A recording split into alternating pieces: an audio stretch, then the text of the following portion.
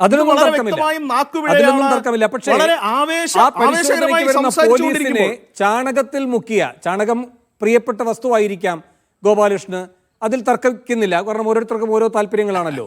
അപ്പോൾ ചാണകത്തിൽ മുക്കി ചൂലുകൊണ്ട് പ്രഹരിക്കും കേരളത്തിലെ പോലീസിനെ എന്ന് പറയുന്നത് എന്ത് ബോധ്യം? അത് ഓരോരുത്തരുടെ ബോധ്യത്തിന്റെ അടിസ്ഥാനത്തിലാണോ കേരളത്തിലെ ഇപ്പോൾ പോലീസിനോടുള്ള സമീപനം BJP സ്വീകരിക്കുന്നത്?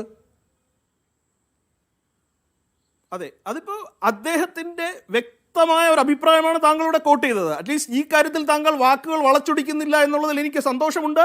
ആ ഒരു അഭിപ്രായം ഏതെങ്കിലും രീതിയിൽ മോശപ്പെട്ടതാണെങ്കിൽ അദ്ദേഹത്തിനെതിരെ നടപടികൾ ഉണ്ടാകട്ടെ, പൊതുസമൂഹം വിലയിരുത്തട്ടെ.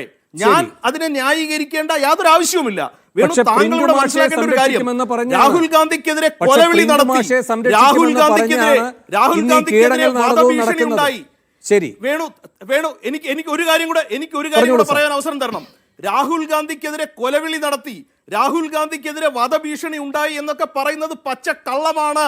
അത് ഈ നാട്ടിലെ ജനങ്ങൾ വ്യക്തമായി വിലയിരുത്തുക തന്നെ ചെയ്യും. ഈ ഒരു സാധാരണ പ്രവർത്തകൻ അത് കോൺഗ്രസിന്റെ ആണോ എന്ന് പോലും ഉറപ്പില്ല, ആർക്കും മനസ്സിലാക്കാം, ഒരു കോൺഗ്രസ്സുകാരനാണോ എന്ന് പോലും ഉറപ്പില്ല.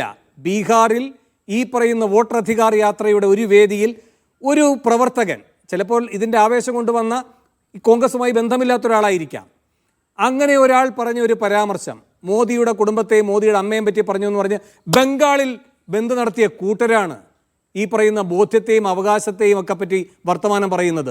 ബംഗാളിൽ ബന്ദ് നടത്തി ഈ ഒരൊറ്റ പരാമർശത്തിൻ്റെ പേരിൽ. എന്നിട്ടാണ് പറയുന്നത് പ്രിന്റു സ്വന്തം നിലയിൽ അത് നേരിട്ടുകൊള്ളും, പ്രിന്റുവിൻ്റെ ബോധ്യമാണ്. ഇതാണ് BJPയുടെ ഇരട്ടത്താപ്പ്. ശരി.